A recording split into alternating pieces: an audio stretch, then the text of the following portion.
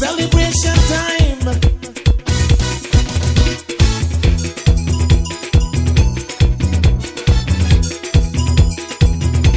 It don't matter what part of the jewel they come from. You da you and me da me. But guess what? All are we the one. See what I mean? Jump and shout all over the nation. We're breaking out with a new creation. It's been too long, we've got to unite now. Time and space can't keep us apart right now. Dr. Angel Cal is a historian who has written several publications. His latest book, The Battle of Orange Walk, was published in 2024. We sat down with Dr. Cal to discuss the battle's role in Belize's history. We will have that for you after this break to hear from our partners. Del Martin, Silkgrass Farms, Ministry of Blue Economy, The Barry, and Minister Kevin Bernard.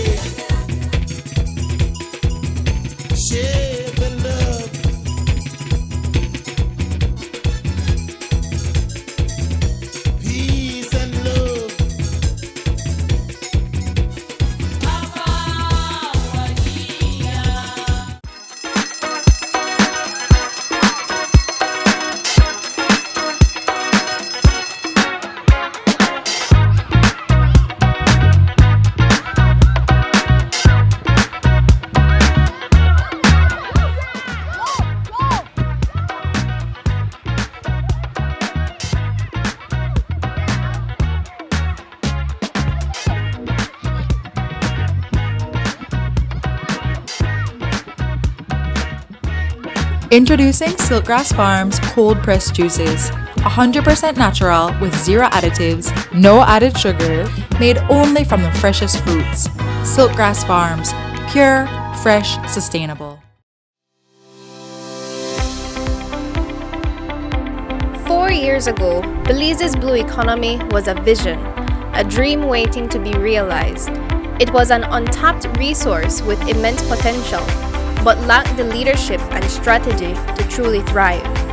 Today, under the leadership of Honorable Andre Perez, Minister of Blue Economy and Disaster Risk Management, that vision is no longer just a dream, it's a reality.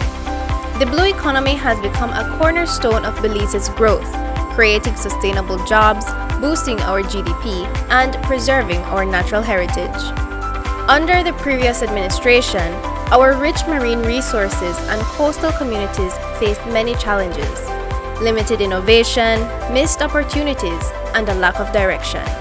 This administration has championed groundbreaking initiatives such as the National Adaptation Plan for the Coastal Zone and Fisheries sector, which is the first of its kind in Belize and is a testament to the ministry's commitment to building a robust and sustainable blue economy. The Ministry of Blue Economy and Disaster Risk Management, safeguarding lives, seas, and sustainability. The Barry is your one-stop store of choice. We have an array of electronics and accessories to keep you connected. Your home will be the envy of your friends when you choose from a wide variety of household appliances. We can help you dress the entire family in style and comfort with our selection of clothing and footwear. Visit our store on Albert Street in Belize City, San Pedro, La Isla Bonita, Park Street in Orange Walk Town, Belmopan, and San Ignacio, Santa Elena. The Barry. Get more, pay less.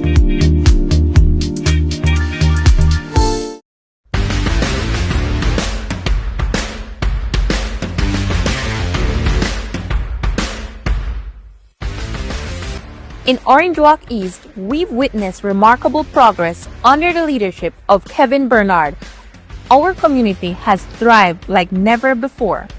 From healthcare initiatives that ensure every family has access to quality medical services, to educational reforms that empower our youth to reach their full potential. Kevin has transformed our infrastructure, making Orange Walk East a place where families can flourish. His commitment to youth and sports development has inspired a new generation of leaders and athletes.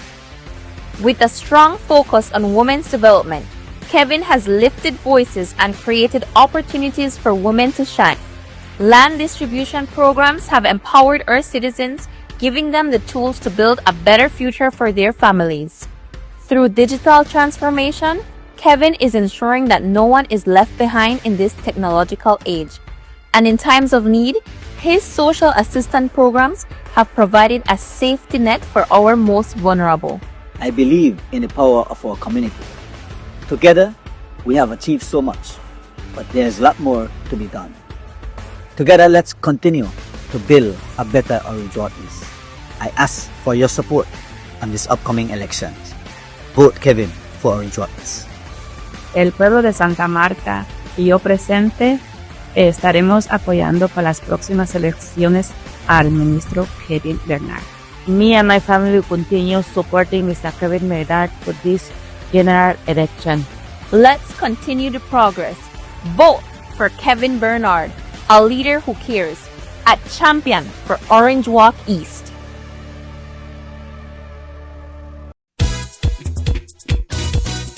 Celebration time.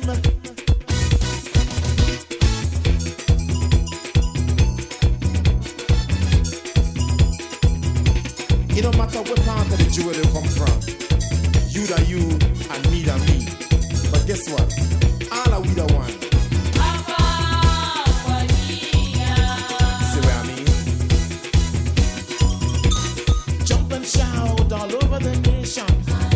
We're breaking out with a new creation.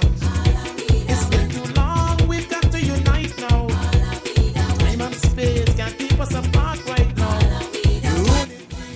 I'm with Dr. Angel Cal, and Dr. Cal has just published a book, The Battle of Orange Walk by Angel Cal. And I want to thank you so much, Doc. I want to start off by thanking you for the copy you have afforded me. I have looked at it, and I've always been interested in this Battle of Orange Walk, right? Because I think it's something that we often overlook, that many battles took place in Belize, Laboring Creek. It's many. We won't go into all of them right now, but the most famous, of course, being the Battle of St. George's Key that we celebrate every year. But that's just one of many, right? So, Dr. Carl, thank you for agreeing to talk to us about this book. And again, like I said, thank you for the copy that you autographed for me. I am very much appreciative of it and the fact that you're sharing this piece of history. But before we get into the book, Dr. Carl, let's get to know you first. Who is Dr. Angel Cal? Well-known personality in Belize, but who is Dr. Angel Cal? Well, to be brief, I come from the village of Yo Creek in the Orange Walk district. Went to Muffles, and then on to SJC Sixth Form. And from there went on to the University of Calgary in Canada for both the bachelor's and the master's. The bachelor's was in education, and the master's was in history. And from there, I moved on to the University of Arizona in Tucson, Arizona. And there I did the PhD in history. So that is the academic. In terms of the experience, the work,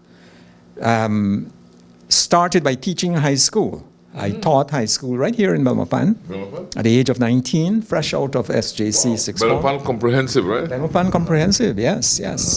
And I taught a few people, including some people like Eamon Courtney, David, the late David Courtney,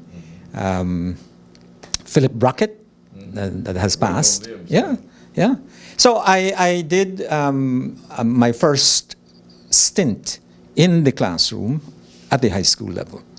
And I went on to study history. And as life would have it, did far more work in higher education administration than in history itself. In Belize, it happens that... Why did you select history? I listened to you mentioning history twice. Right. History, to me, came almost as a second choice. My first choice was psychology. That was my first choice. And I was getting ready to come back home with my bachelor's. And I informed the ministry that I was about to return and said that I had completed my requirements to teach psychology, educational psychology. And they said, no, if you come back with educational psychology, you will not get paid a graduate salary. So you better do something like history or geography or... And so I said, well, okay, history. And it turned out to be beautiful. I mean, history would have been, in retrospect, should have been my first choice, actually. But as life would have it, and we tend to do this in Belize, that when someone comes back, let's say with a master's or a PhD, we tend to be placed in administration. Okay, yes. You see? And when I came back, I saw what everyone else saw at UCB. And I saw the need for Belizeans. And as a faculty at the time, we said to the then president, President, when are we going to have Belizeans move into senior administration of UCB? Which was an honest and fair question. Yeah. And the response was, you and Helkal, you want to be in administration? You will get it. You asked much question in that line. And so I got into the deanship, academic dean. That was my first of UCB. UCB, so we're talking about the 80s here, right? We're talking about the late 80s. Yes. Academic dean, and I served there for about a year. And then I was asked to move into the presidency of UCB. And I worked there for 10 years. 10 years as president of UCB. So did you supervise the transition from UCB to UB? Yes, indeed. We supervised and we brought the team to Belmopan in 2000. I was the founding president of the University of Belize.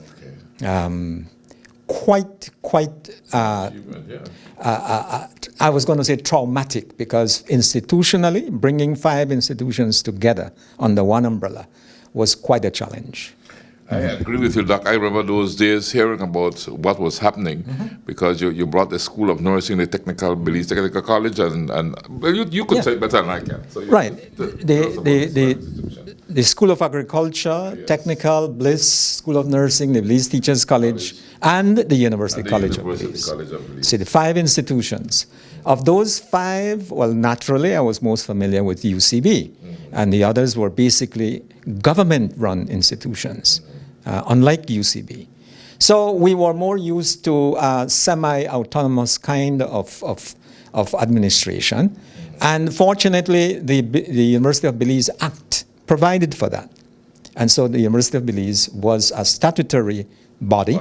And therefore, we were given fair flexibility with the administration of UB. And this is where we are today.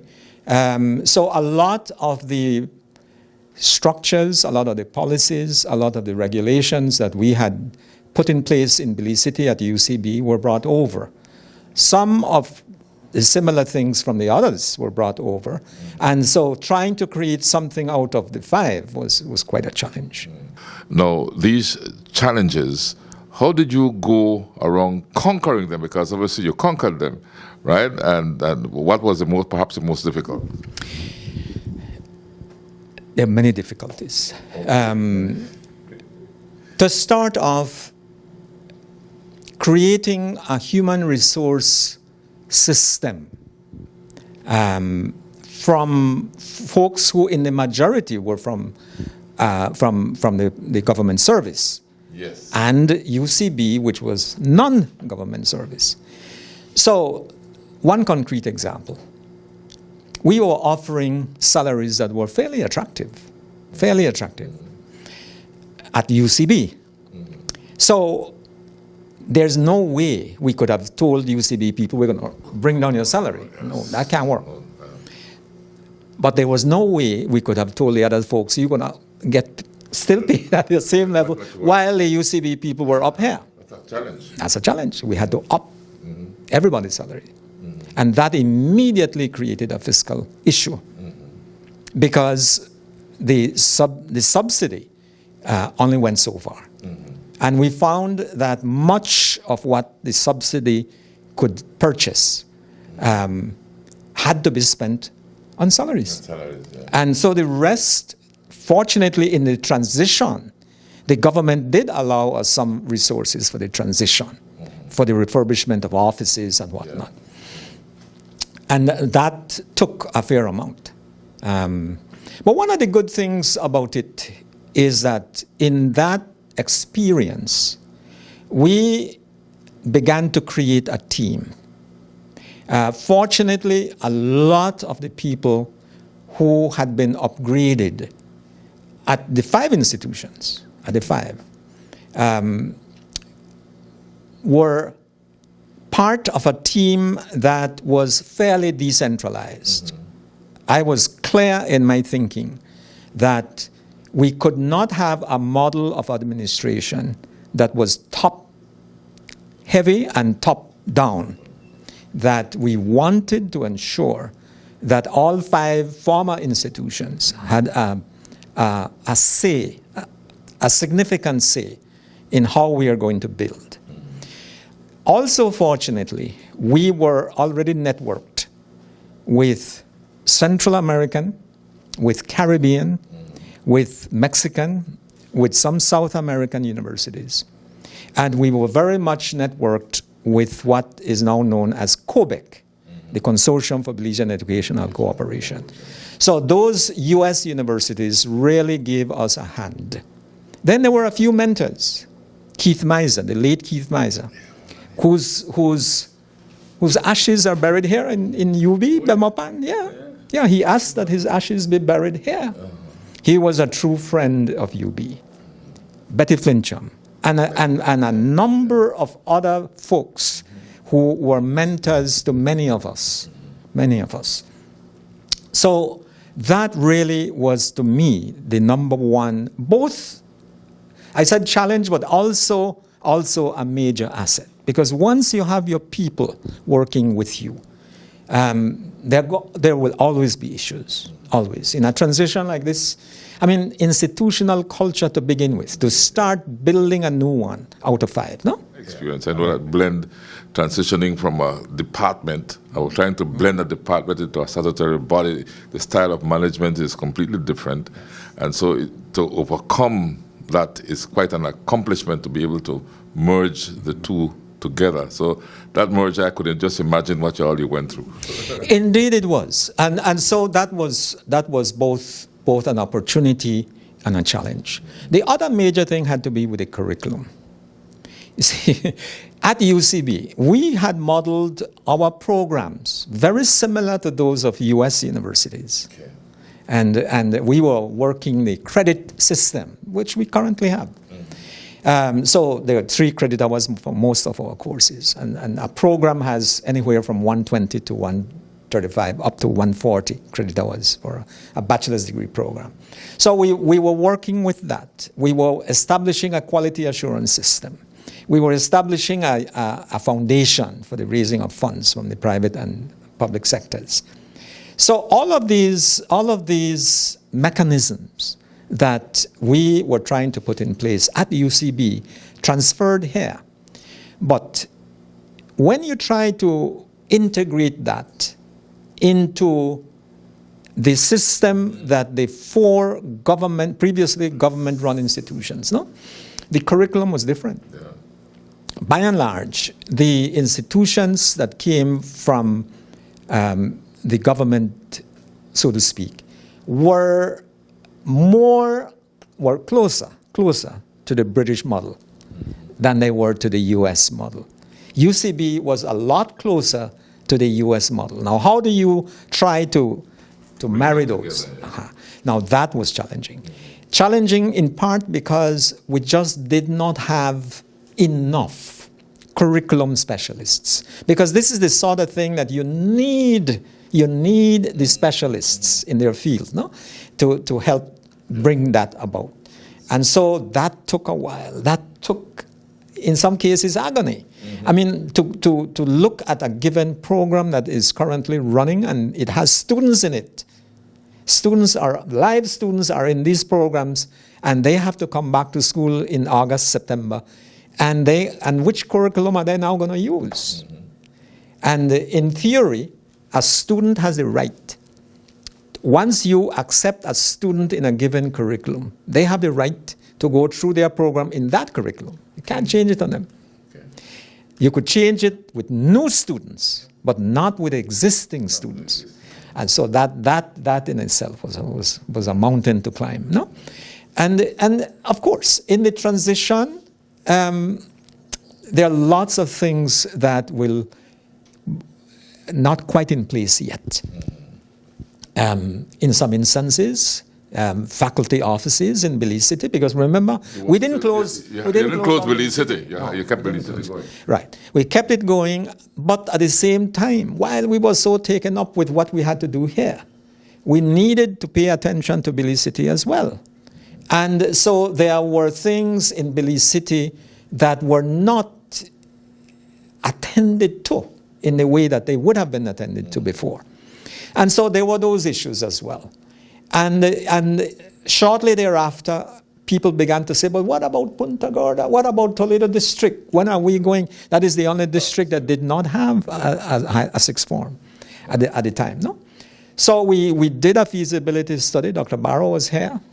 I remember Dr. Barrow working on that. Tim Palacio was here. They both worked on that feasibility. Yeah. And the feasibility study showed that, yes, it will be challenging, but we have to do it.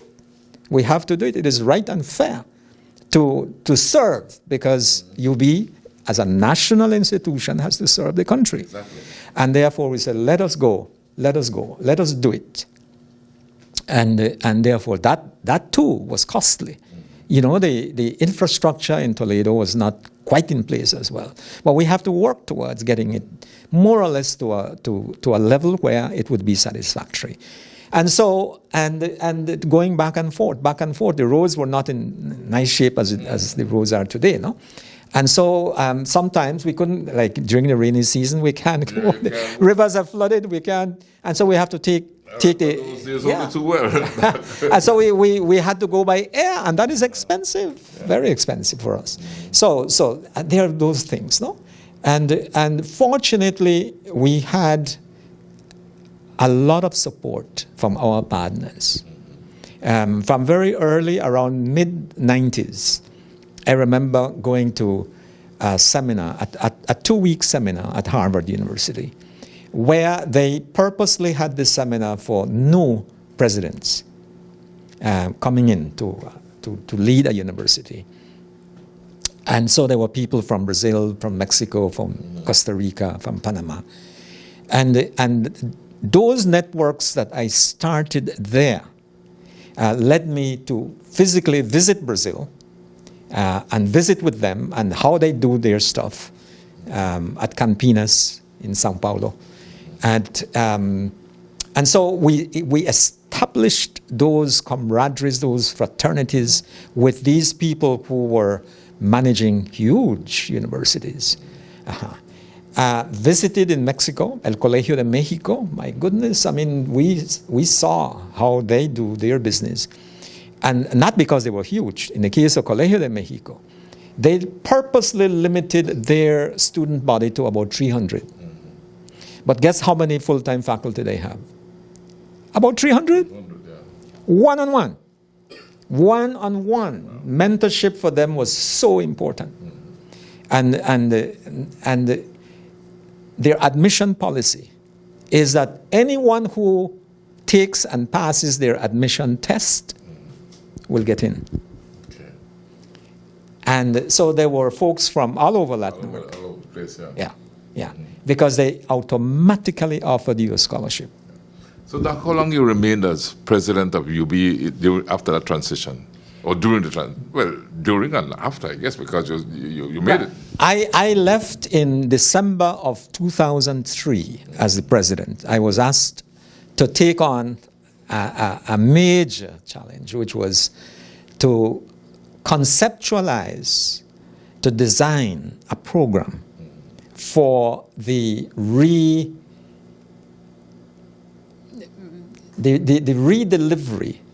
of African and Maya history in Belize. I was asked to go and do that. And shortly thereafter, Dr. Aundofi Joseph Iyo just strong, very, very capable colleague. And so myself and Dr. Eo, we were heading that, and we worked with the teachers. We went all over Belize. We physically visited with teachers, with students, with parents, and we got that going. We got it going. But that whole thing there went on pause. Because I was about to ask you what became of that whole thing, because it really didn't materialize as such. It went off, and you had asked earlier about what publications. Most of my publications were related to that. Oh yeah. We developed student handbooks, teacher handbooks for the lower division, for the middle division, the upper division. Dr. Eo dealt with the African part. I dealt with the Maya. Yeah. And so we went to Guatemala City to see what kind of materials they had. Quite a bit. In fact, at that time, there were at least 4 bookstores that specialized in Maya literature. Yeah. Why didn't it take off that? I'll put it in a nutshell. I think that by and large, the Belizean public did not quite get the philosophy of the program. When they said, well, why African? Why not mestizo, or why not? Why not Belizean? No, we'll get there.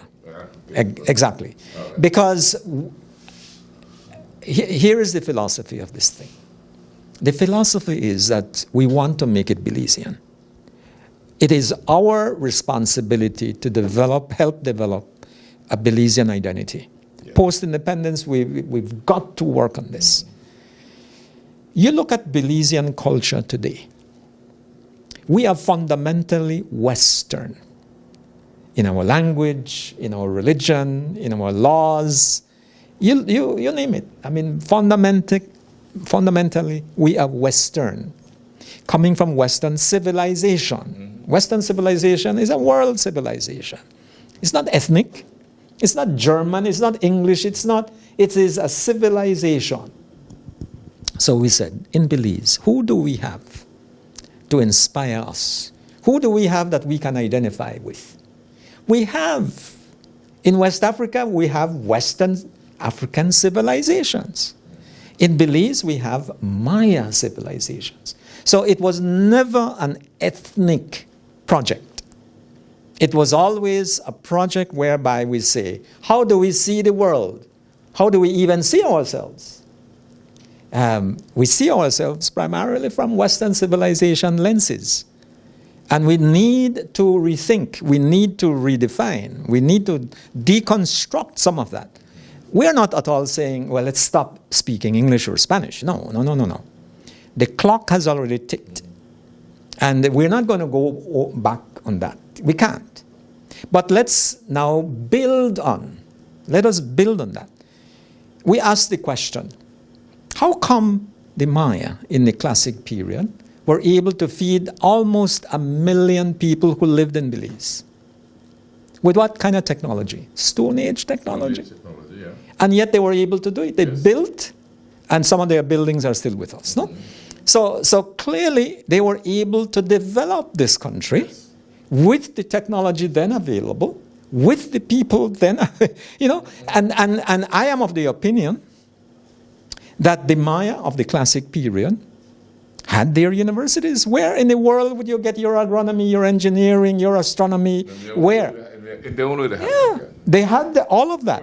And so all of that doesn't come from thin air. Mm-hmm. That has to be taught from generation to generation to generation. They had a calendar, right? Of course. Okay. Of course, their calendars were as accurate as the calendars that were used not too long ago. So we said, well, have we asked ourselves what values, what sense of identity did the Maya have to build and develop Belize? Obviously, they didn't call it Belize, no? But what did they have that we have probably lost? You look at the civilizations in West Africa. It's a parallel thing, It's parallel. Now, naturally, there are other civilizations like the Indian, the Chinese, but to us in Belize, you take any one Belizean and you are likely to find this Belizean having West African, some Maya, and some European. We have all three. The DNA of Belizeans in general, no? We are a combination of all three. And so we are not at all talking about ethnicity. We're talking about world-class civilizations that can inspire us to redefine who we are. You know, our colleagues and friends in the English-speaking Caribbean, they keep saying, well, the Spaniards killed off all the Arawaks. They became extinct. Yeah. And they drove off the Garifuna towards us, no? And that is why a lot of Garifuna are in Belize. They're part of yeah, that's right. So, and they're saying, well, we lost out in the sense that we drove out and we killed off our indigenous peoples. But in Belize, we haven't done that, at least not yet. I hope not. Well, we hope no. And so it brings us back to this book. Because the big picture of this book is the people who lived here when the Spaniards came and resisted Spanish colonialism. Who do you think they were? The Maya. The Maya. Yeah. For how long did they resist? Almost 300 years of resistance. Yeah, the Mayas resisted even before the colonizers arrived, long before. Right. The, so when the yeah. Spaniards came, they tried to colonize Belize. They tried to Christianize Belize. They were hosted by the Mayans in the Indian church. And anyway, you tell the story. The Maya, the Dominicans, the friars who came from Merida and so on, and they were based in Bacalar. These were the missionaries that were supposed to soften up the resistance, and then the army would come in. But they did not accept. The encomiendas, these were grants of villages that were to pay the Spaniards tribute. That was used throughout Spanish America. But it failed in Belize because the Maya would not pay. And so for almost 300 years, the people who put a brake on Spanish colonialism in Belize, this part of Central America, Belize is known as Belize, our Belize. Our Belize, were the Maya. And so when we talk about patriots of Belize, seldom do we say our first patriots were the Maya people because they paid at their price. You know, it was not easy to resist Europeans with guns, with cannons, and especially with their diseases that they brought, unintentionally, but they brought these diseases, yeah. And they literally wiped out. I mean, we don't have very, very solid data, no, as to how many people actually died. In central Mexico, the estimate is that there were 25 million people when Cortés moved in. 25 million. And by around 1610, 1615, 1 million left. See the massive decline in population. Disease, mostly disease. Yeah. We will continue a conversation with Dr. Angel Cal as he shares more on the classic and post-classic Maya civilizations. But first, we take a break to hear from our partners. Del Martin, Silkgrass Farms, Ministry of Blue Economy, The Barry, and Minister Kevin Bernard.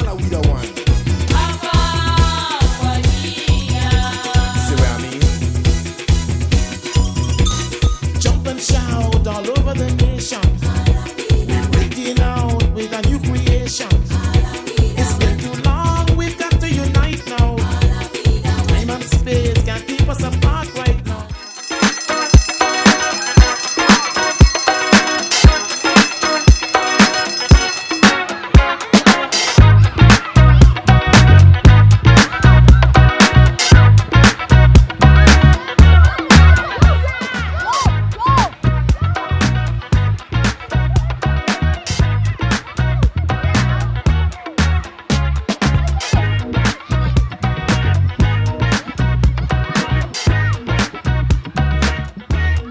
Introducing Silkgrass Farms cold pressed juices. 100% natural with zero additives, no added sugar, made only from the freshest fruits. Silkgrass Farms, pure, fresh, sustainable. 4 years ago, Belize's blue economy was a vision, a dream waiting to be realized. It was an untapped resource with immense potential, but lacked the leadership and strategy to truly thrive. Today, under the leadership of Honorable Andre Perez, Minister of Blue Economy and Disaster Risk Management, that vision is no longer just a dream, it's a reality. The blue economy has become a cornerstone of Belize's growth, creating sustainable jobs, boosting our GDP, and preserving our natural heritage. Under the previous administration, our rich marine resources and coastal communities faced many challenges: limited innovation, missed opportunities, and a lack of direction. This administration has championed groundbreaking initiatives such as the National Adaptation Plan for the Coastal Zone and Fisheries Sector, which is the first of its kind in Belize and is a testament to the ministry's commitment to building a robust and sustainable blue economy. The Ministry of Blue Economy and Disaster Risk Management, safeguarding lives, seas, and sustainability. Debari is your one-stop store of choice. We have an array of electronics and accessories to keep you connected. Your home will be the envy of your friends when you choose from a wide variety of household appliances. We can help you dress the entire family in style and comfort with our selection of clothing and footwear. Visit our store on Albert Street in Belize City, San Pedro, La Isla Bonita, Park Street in Orange Walk Town, Belmopan, and San Ignacio, Santa Elena. Debari, get more, pay less.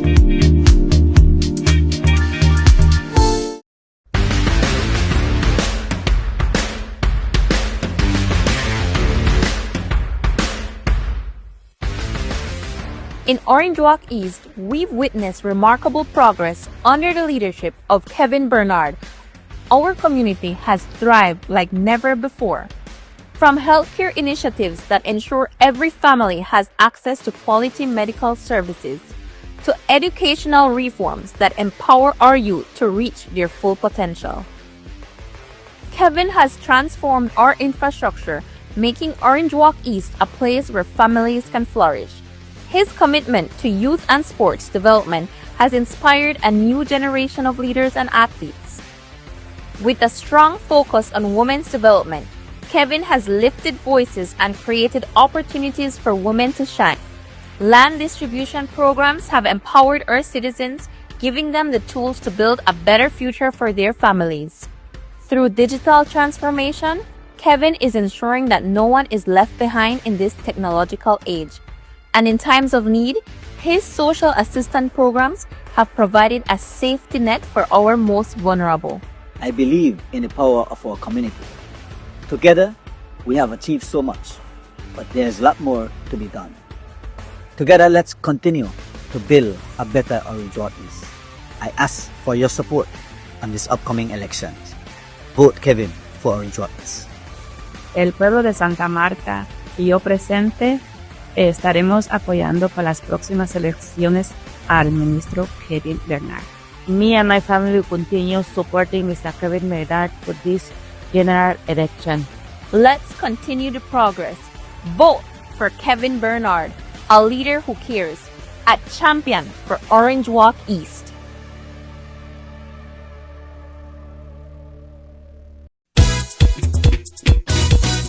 Celebration time.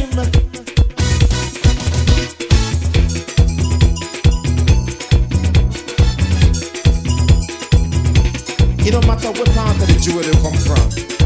You that you and me that me. Dr. Cal said the Belize Mayas were instrumental in blocking Spanish colonialism from taking over the country. So what would you attribute the decline of the Mayans in Belize in our country, when we knew that history tells us that there were over 1 million Mayans living in Belize, and now we only have a few thousands living? What caused that decline? And I know I've heard several theories, but I've not heard your theory. Is there a guesstimation? There is a guesstimate. But let me first say that one of the provinces, so-called provinces, that was very much heavily populated was the province of Chactemal. Chactemal, yeah. Chactemal. Yeah. And that province, we have documentation on what happened there, the conquest, the resistance. That's where Guerrero comes in, and Nachan Khan. Right. Guerrero preferred to remain with Nachan Khan and his wife, presumably the daughter of Nachan Khan. And when Cortez invited him to go to Mexico, he said, no. I'd rather stay with my wife and children. That's a beautiful story. Now, he was a shipwrecked sailor, a Spanish sailor, who decided to stay and really have children with Nachan Khan's daughter. You know, so and that started the whole Chactemal kingdom and contributed to his group. Anyway, you go. Exactly. So around that time, the Maya of the Yucatan Peninsula were more or less organized around let's call them provinces, for want of a better term, no? Led by chieftains like Nachan Khan. All right? There were several. About 16 or so. And there's a study that goes into all of that in detail, no? So the resistance against the conquistadores in Chactemal is fairly well documented. Interestingly, though, is that when people ask, well, where exactly was this town of Chactemal? That's what we would think. Yeah. But no, it was not Chetomal. The suggestion is that very likely it may have been near Corozal town, Santa Rita. Santa Rita. It was Santa Rita. I did a show on that. That Chactemal is there. Santa Rita is located in Corozal. Now, that is a little debatable. Some folks say yes, some folks say no. Be that as it may, that was the earliest contact and resistance. And so the Spaniards were able to impose themselves on most of the Yucatan Peninsula, but not on Belize. That's right. Not on Belize. Because there were a lot of refugees that were pouring from northern, central, southern Yucatan into Belize. So we saw, at least temporarily, a population growth because migrants were coming in. And these folks then intermarried or assimilated with those who were still here. So now to distinguish the one from the other is very, very difficult. Okay? But let me just point out that in 1655, a census was taken near Tipu. Tipu is present-day Negro Man. Negro Man, Belize. Belize. Tipu was a big town, a Maya town, and there were many, many, many Maya villages all along the New River, Rio Hondo, Belize River, Sibun River, all of these. So the missionaries worked with their superiors to try to convert the Belize Maya. End result, failed. They failed. Well work. Yeah. What the Spaniards did, though, was to, in a sense, go around Belize. And they then attacked and conquered what today is Flores Petén. At that time called Tayasal. That was the last, quote-unquote, kingdom, Maya kingdom, that was conquered in 1697. 1697. What happened to the Belize Maya? They were left on their own. How many? Now that is a very tough question to answer. How many Maya remained in Belize after Tayasal was conquered? We don't really know. Yeah. We don't know because we don't have access to a lot of the information. There are all kinds of migrations to and from, no? So here we have a situation where the Belize Maya who resisted the Spaniards up to the end of the 16 and 1700s were fewer in numbers. Why do we suspect that? Because of disease, again. European disease decimated these villages. But did they become extinct in Belize? The answer is a definite no. No. Did they become extinct in southern Belize? The answer again is no. No. How many were there? We don't know. What happened in the mid-1800s, though, with the caste war of Yucatan? I was about to ask you to go to the caste war, because that affected things a whole lot. Now, the caste war of Yucatan, like the Battle of Orange War, is an example of resistance to Spanish colonization. Even though the Spaniards had exited as a country, they had exited Spanish America. From 1821, Mexico became independent. But that doesn't mean that colonialism didn't continue. The spirit was still Pretty much there. And so the Maya rebelled against the conditions under which they lived in Yucatan. The Santa Cruz. Oh yeah. The Cruzobs. The Cruzob. And so the Maya rebelled in 1847. In 1847, a major peninsula-wide. The Maya were almost at the point of driving out the authorities, the white authorities in Merida and Campeche. Is it true to say that the Mayans wanted to get rid of anything that was not pure-blooded Maya, that if you were a mestizo or a Spaniard, then you had to go? One way or the other. A little bit of an exaggeration. I think that and maybe that is why some folks labeled that conflict as the war of colors. You remember that? I don't know if. The castas, yeah. But in fact, it was not a race war. It was not a race war. There were several mestizo leaders. In fact, there was even a black leader amongst the Maya. Who were the ones that came over to Belize then? Because, because I know the Spaniards came over, those are Spanish, and those are mixture, the mestizos. So who came? Okay. There were waves, but there were two major waves. The first one was shortly after war erupted in 1847. Corozal, what was then called Goshen. Goshen was not even, it was a mahogany camp, Goshen. But with the eruption Consejo of that was the big town, right? Oh yeah, Consejo was the village. And so they came over looking for protection from and to run away from the violence of the war. So that was the first wave. The second big wave, though, came between after that one and 1858. What was the difference?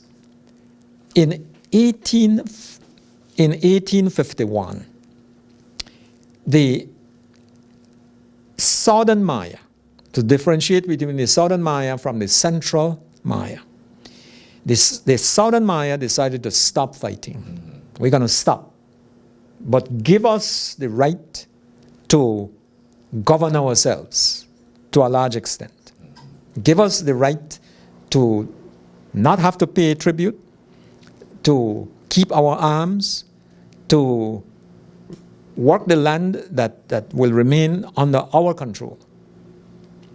So that was agreed to in 1851. That agreement was formalized in Belize City in 1853. There is a formal agreement in our archives that shows what the Spanish authorities in Merida agreed to with the southern Maya.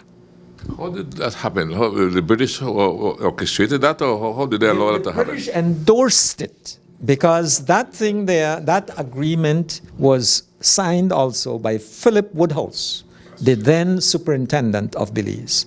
And he convened the parties, no? And so it was at Government House where that document was signed, and the signatures are there. Now, most of the signatures are X's, which tells me that these are people who are not literate. Not literate. Because Juan Jose Cal, my great-grandfather's name is there, with an X. Okay. So he was one of 7 that signed that agreement in 1853. Now that becomes important to this thing. When Mexico became independent in 1821, Central America joined Mexico. For a while, there was a huge country that included Mexico and Central America, all in one. Then in 1823, Central America decided to break away from Mexico. And again, as one unit, as Central America, the United Provinces of Central America. But Chiapas decided that no, they're going to stay with Mexico. And this is why Chiapas remained with Mexico. Chiapas could have been a country today. But they chose to remain with Mexico. The others, as one unit, broke away from Mexico. And they became the United States of Central America. And then they broke away from each other. And became the republics of Central and the republics of Central America. Yeah, that's so Honduras, Guatemala, exactly. Salvador, yes, and yes. Nicaragua. They tried to remain united, but they couldn't. They could not.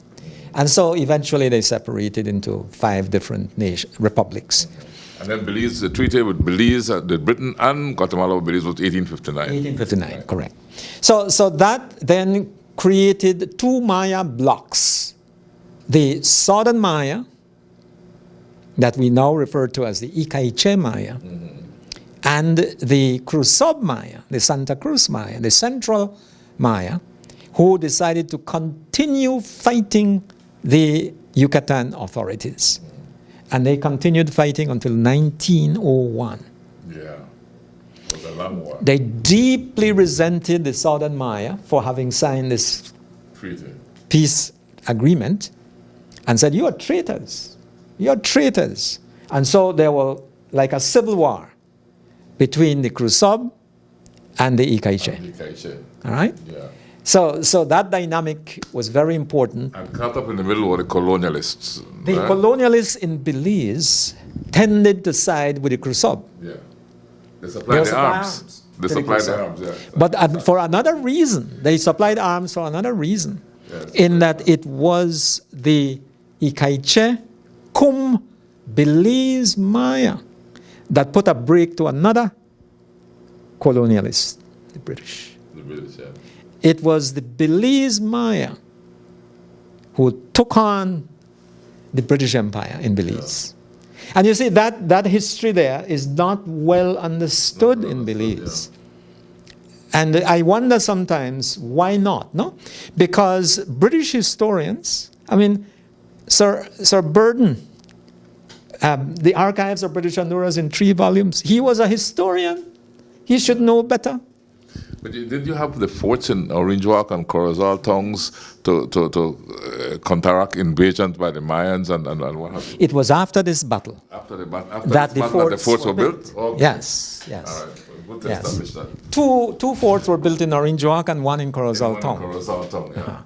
So it was the Belize Maya who, on the basis of the treaties of 1783, Treaty of Versailles, and the Convention of London of 1786, that they said, okay, you see this map here? Because the treaties come with their maps. Honda to the north, Belize River to the south. That was the first one. And the treaty roughly indicated the western boundary, or the limits, no? Within which the British were given permission to cut logwood and mahogany later on. All right? Then the limits were extended to the Sibun River in 1786. Yeah. All right? So those 2 treaties provided the necessary maps used by the Belize Maya and the Icaiche Maya to say, listen, according to the 1853 treaty that we signed in Belize town, endorsed by Philip Woodhouse, you can come into our land now, Maya territory, beyond the western line, no? Anything beyond that western line is Maya territory. That is where we live, in northwestern Belize today. Today would be northwestern Belize. Yeah. But they were there. And they were saying, you're welcome to come and cut logwood and mahogany. You're welcome. Please come. But you have to pay. You have to pay a royalty for each log that you take out. Yeah. And that wasn't a problem. The land companies were paying. They were paying. But what happened in 1859? When the treaty was signed with Guatemala, they had to open the western line, the western boundary. So the boundary extended farther from the Sibun. I mean, the boundary was then pushed and pushed towards the west. It's the western line that the Ikaiche were They were worried about the west, right? West. Yeah. But that boundary was eventually pushed right down to the Sarstoon. Down to the Sarstoon, right. So notwithstanding the 1853 agreement signed in Belize, the land companies after 1859 said, well, no, we're not going to pay anything because now this is British territory. And the Maya said, no, this is not British territory. And so the Maya were saying, yes, this is Spanish territory, but under the 1853 treaty with the Yucatecans, this is Maya land. They were not talking about a Maya nation. No. That concept of a Maya nation was not at that point. No. Then, nor now. Under international law, indigenous peoples don't have the right. They don't have the right to declare themselves independent because they live in a certain area.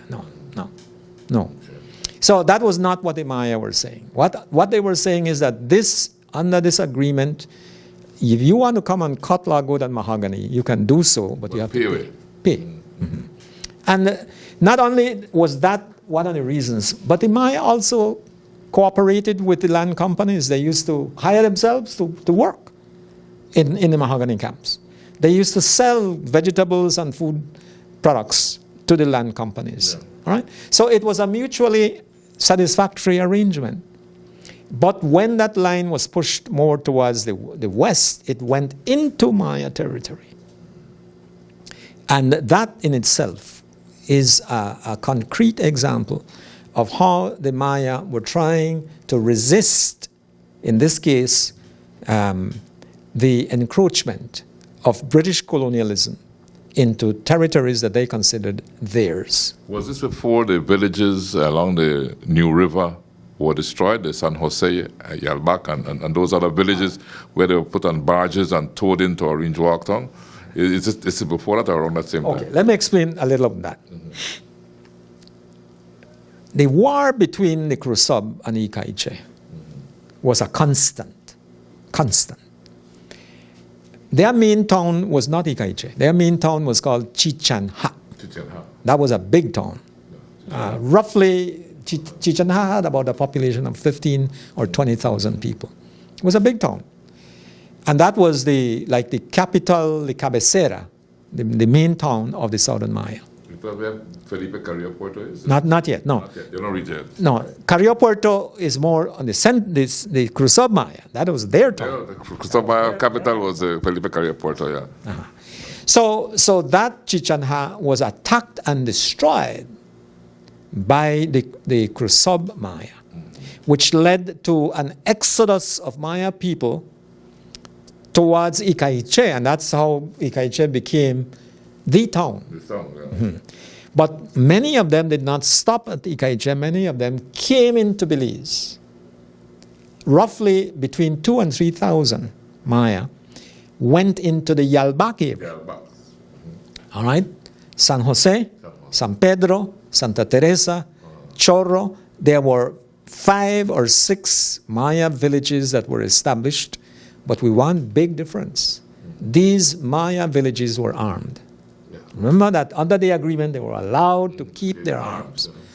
And they again insisted that if the British want to come and cut mahogany, they can come, but they have to pay. If they don't pay, they will make them pay. That was the source of friction. Friction between the Ikaiche Maya and the British in Belize. The British realized that there was no way that they could defeat the Maya in their territory. They couldn't. They could not. Did they try it? Yes, they tried it. 21st of December 1866. The San Pedro Maya defeated and thereby humiliated the British. They sent a West India Regiment detachment of 125 troops to arrest Raphael Chan. They could not do it. They were forced to retreat. So-called peace commissioner Edward Rice was going with the soldiers, and Edward Rice was never found. Yeah. So establish it at San Jose along the New River Lagoon area, right? Would there been a New River Lagoon? Yalbak. This is closer. San Jose, Yalbak. Okay. Yeah, Yalbak. And so those villages, after the humiliation, the British in Jamaica said, no way, we will have to take our ounce of revenge. And so they sent in incendiary rockets and cannon and more firepower. And they burnt all of those villages. Yes. They burnt them down. And so naturally the Maya ran away. They didn't catch the Maya. Now, here is where the economics comes into play. You see, the mahogany industry depended on Maya labor too. That's right. And if you don't have this additional supply of Maya labor, you don't have peace in the region, workers will not want to go work there. I mean, this is after slavery, no? Workers will say, no, man, I don't want to go. No. It is too dangerous. So they needed to reestablish peace in the Yalbak area. And so they sent Father Bifi and said, Father Bifi, you go to those villages where the Maya ran away to. Bring them back. They let them come back. And many of those villages were reestablished, including San Jose. Okay. Now, this San Jose that was moved to Orange Walk, San Jose Palmares, was fully removed. Yeah. The British Honduras Company, which became the Belize Estate and Produce Company, they were the ones who owned most of that land. And they had a good railroad running through it too. Oh yes, oh yes. When you look at what private capital had done for the extraction of our forestry resources, they had railroad tracks not only in Belize, but even in the Quintana Roo area. Yes. Agua Blanca and all of those places beyond the Rio Hondo, they were operating in there with the permission of the Maya who lived there. And as long as they paid whatever it is that they had to pay, it's all right. It was all right. So naturally, what we find in the Battle of Orange Walk is a situation where the British were taking the Belize Maya for granted, saying, okay, we have signed a treaty with Guatemala. This is the new western boundary. They didn't care that line had taken over, had passed and encroached on what the Maya saw as their territory. And therefore they said, no, we're not going to pay anything. We're not going to pay. So that led to the conflict. The series of conflicts, Quam Hill, San Roman, Tower Hill, all of those, Indian Church, the skirmishes, the attacks, even before Marcos Canol. Hence the reason for the two forts in Orange Walk. Oh yeah. Those two forts were built in Orange Walk following the Battle of Orange Walk. But there was another personal angle to the Battle of Orange Walk that I found in doing this work. The magistrate of Orange Walk, Richard Downer, had this attitude, we British, we know how to civilize these people. We know how to discipline them. And so a situation arose where he, as magistrates do, he heard a case against an Ikaiche person and declared him guilty and placed him in prison. But not only that, he ordered that this person be publicly whipped. It just so happens that this person was a family of Marcus Cano. All right? And that is not what you do. Under this agreement signed in 1853, if there was a problem, send back the prisoner. We will take care of the prisoner. He has done wrong, and so he has to be punished. But this is what he did. Not only did he do that, but he boasted. He said that this is the kind of discipline that these Indians need. And so, when Canul invaded Orange Walk, Downer was captured, tied up, and publicly whipped. Whip him back. Yeah. Mm-hmm. You see, they could have killed Downer if they wanted, because they had him tied up. Mm-hmm. But that was not the intent. And so there was a personal angle to all of this, that person that was whipped in August of 1872 was a family of Marcus Canul. And Canul vowed that he was going to take revenge. Yeah. And that led to Canul being injured in the Battle of Orange Walk, right? The battle itself lasted a little over 5 hours of exchange of firing. No? So Canul moved from Ikaiche, crossed the border with about 150 to 200. These figures come from the actual testimonies of the British soldiers. And it's recorded in your book. Oh, yeah. We will wrap up our conversation with Dr. Angel Cal on his book, The Battle of Orange Walk, after this break. We step aside to hear from our partners. Del Martin, Silkgrass Farms, Ministry of Blue Economy, The Barry, and Minister Kevin Bernard. But guess what? All are we the one. See what I mean?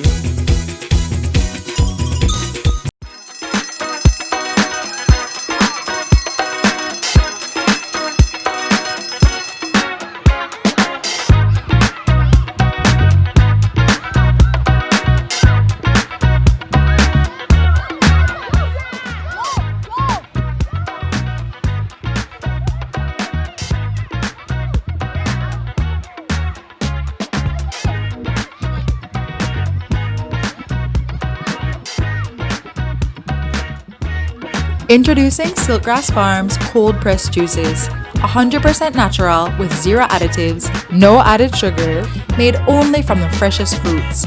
Silkgrass Farms, pure, fresh, sustainable. 4 years ago, Belize's blue economy was a vision, a dream waiting to be realized. It was an untapped resource with immense potential, but lacked the leadership and strategy to truly thrive. Today, under the leadership of Honorable Andre Perez, Minister of Blue Economy and Disaster Risk Management, that vision is no longer just a dream, it's a reality. The blue economy has become a cornerstone of Belize's growth, creating sustainable jobs, boosting our GDP, and preserving our natural heritage. Under the previous administration, our rich marine resources and coastal communities faced many challenges: limited innovation, missed opportunities, and a lack of direction. This administration has championed groundbreaking initiatives such as the National Adaptation Plan for the Coastal Zone and Fisheries Sector, which is the first of its kind in Belize and is a testament to the ministry's commitment to building a robust and sustainable blue economy. The Ministry of Blue Economy and Disaster Risk Management, safeguarding lives, seas, and sustainability. Debari is your one-stop store of choice. We have an array of electronics and accessories to keep you connected. Your home will be the envy of your friends when you choose from a wide variety of household appliances. We can help you dress the entire family in style and comfort with our selection of clothing and footwear. Visit our store on Albert Street in Belize City, San Pedro, La Isla Bonita, Park Street in Orange Walk Town, Belmopan, and San Ignacio, Santa Elena. Debari, get more, pay less.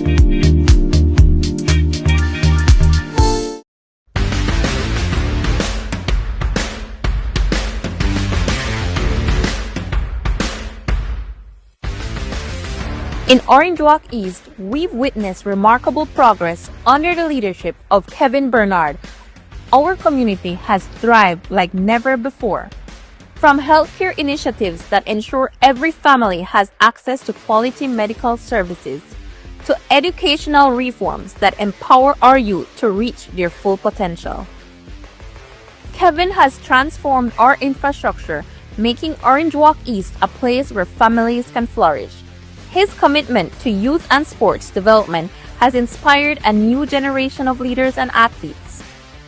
With a strong focus on women's development, Kevin has lifted voices and created opportunities for women to shine. Land distribution programs have empowered our citizens, giving them the tools to build a better future for their families. Through digital transformation, Kevin is ensuring that no one is left behind in this technological age. And in times of need, his social assistance programs have provided a safety net for our most vulnerable. I believe in the power of our community. Together, we have achieved so much, but there's a lot more to be done. Together, let's continue to build a better Orange Walk East. I ask for your support on this upcoming elections. Vote Kevin for Orange Walk East. El pueblo de Santa Marta y yo presente estaremos apoyando para las próximas elecciones al ministro Kevin Bernard. Me and my family will continue supporting Mr. Kevin Bernard for this general election. Let's continue the progress. Vote for Kevin Bernard, a leader who cares, a champion for Orange Walk East.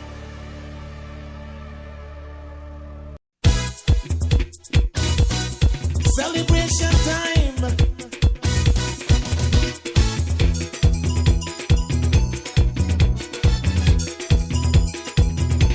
It don't matter what part of the jewel you come from. You da you and me da me. But guess what? All are we the one. See what I mean? Jump and shout all over the nation. We're breaking out with a new creation. It's been too long, we've got to unite now.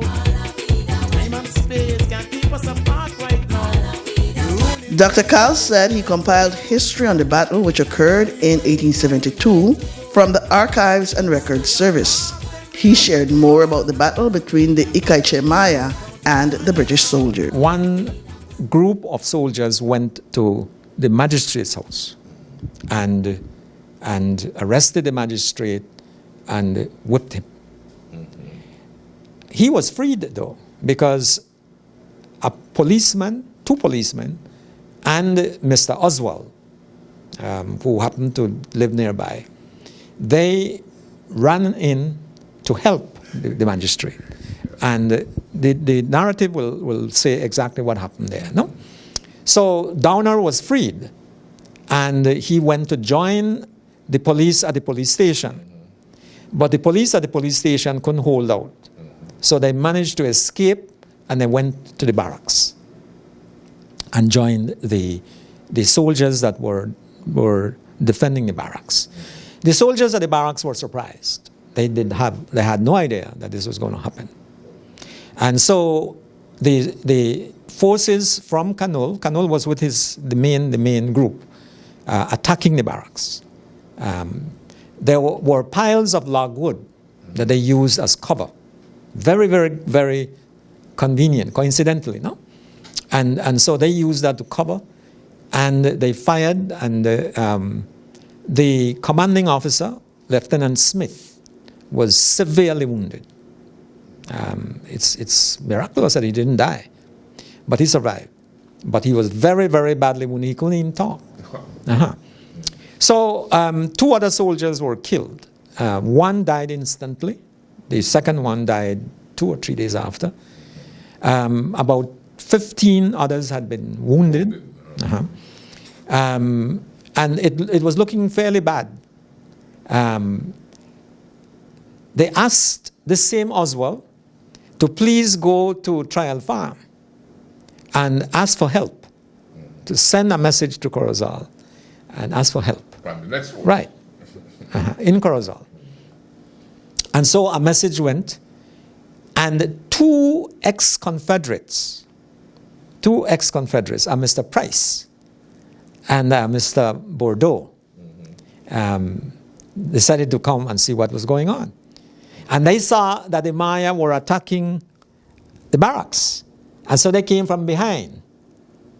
They came from behind and they fired at the Maya from behind. And that created a bit of a panic, no? Okay. And we don't really know when was Kanul wounded. We don't know. Question is, did the British ask any of the Maya who were living in Orange Walk their testimony? No. Because this is how history is written. It is always written from the point of view of the victors. Yeah. You see? And so we do know the English version of the Battle of Orange Walk, but we may have lost already to posterity the Maya version of it. Of the battle itself. Yeah. See, this is always the case. And this is why we are saying, looking at the big picture, Belize has to develop its own school of Belizean historians. I agree with that. Now, back to the book, Dr. Carl, The Battle of Orange Walk. This battle was a key battle fought in Belize, like you said it, and Marcos Canol, there are many who feel that he should be declared a national hero as well. What are your opinions on that? As a Belizean, as someone who has looked carefully at our people now, I'm not talking of the people who came to rob Belize of its wealth and then left. I'm talking of the majority of us. I'm talking of people of African descent, people of Maya descent, Chinese, Garifuna. These are our people. These are our people. This battle is an example, concrete example of people who had to take arms to defend themselves against injustices of the more powerful, whether it is Spaniards, whether it is British. In other contexts, you have French, you have Dutch. These were the colonial powers. And throughout Belizean history up to 1981, a little earlier in the English-speaking Caribbean, these were the powers that the majority of the people had to contend with. Now, Dr. Carl, you keep hearing that Marcos Canul should be considered a national hero of Belize. What are your opinions on this?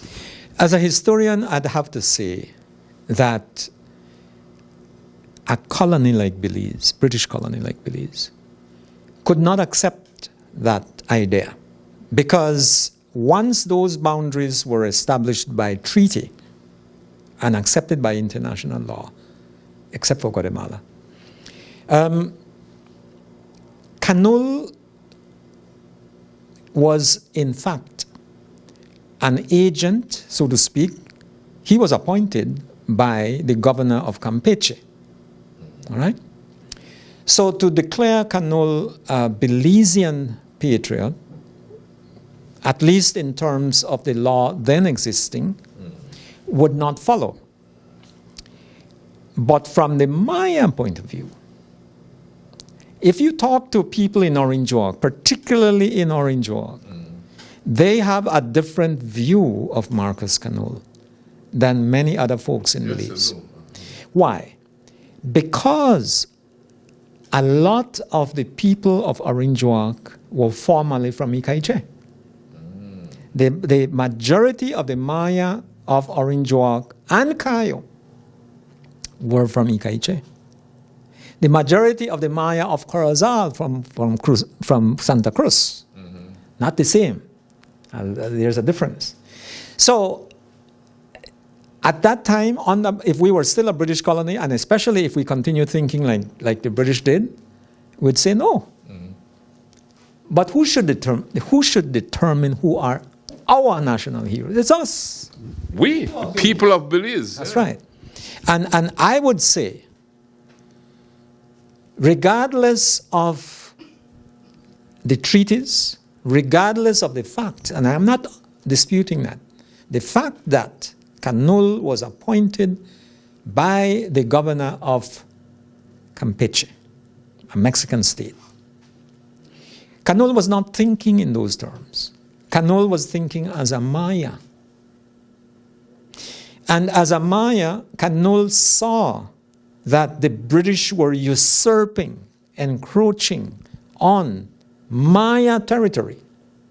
And he defended that with arms where necessary.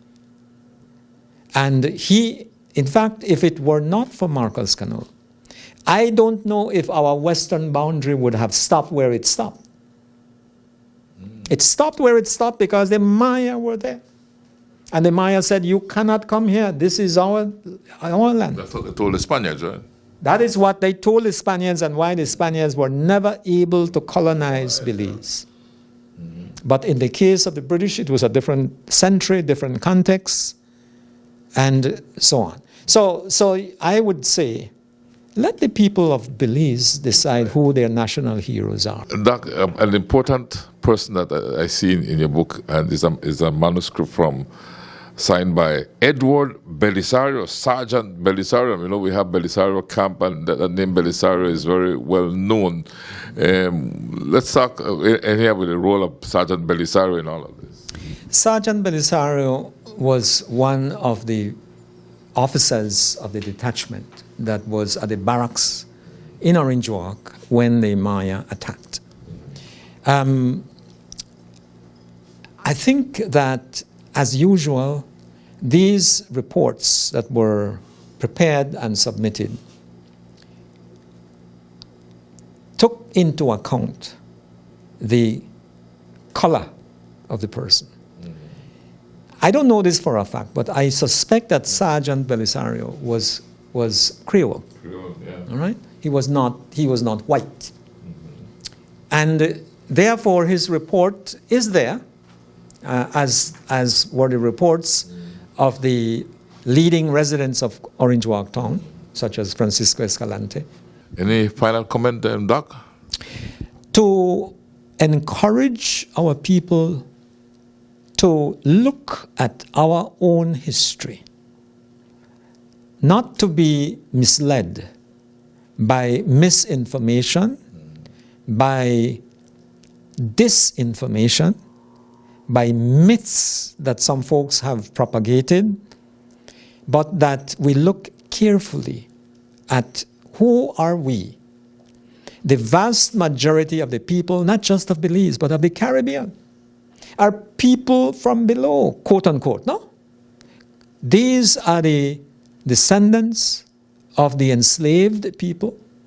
These are the descendants of the poor people, the peasants. And yet, we still want to think in terms of the British Crown. Thank you so much, Dr. Carl, for talking with me, and all the best to you, and thanks for the publication of the Battle of Orange Walk. Now, as a Belizean, I stand proud and I love my country, and I know you do too, Doc. We love our country, Belize, and it's all about love, but love is also a choice that we make, and we have made that choice. We love God, because our Constitution recognizes the supremacy of God. We love ourselves, because we should love ourselves, because if we don't love ourselves, we cannot love our neighbor as we love ourselves. Right? So we need to love ourselves, love others, right? Country, and of course, who we are as a people together moving forward. I have great faith in my country, Doc. It's been 43 years of independence, and I have great faith in my country and great love for my country, Belize.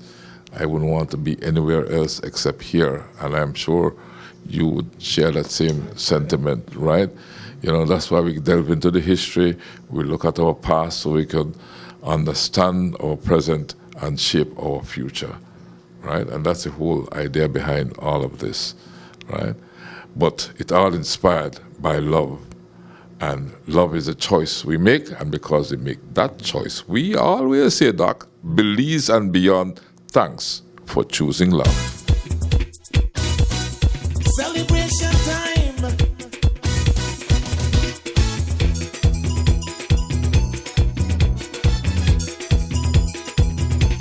It don't matter what part of the jewel you come from. You da you and me da me. But guess what? All are we the one. See what I mean? Jump and shout all over the nation. We're breaking out with a new creation.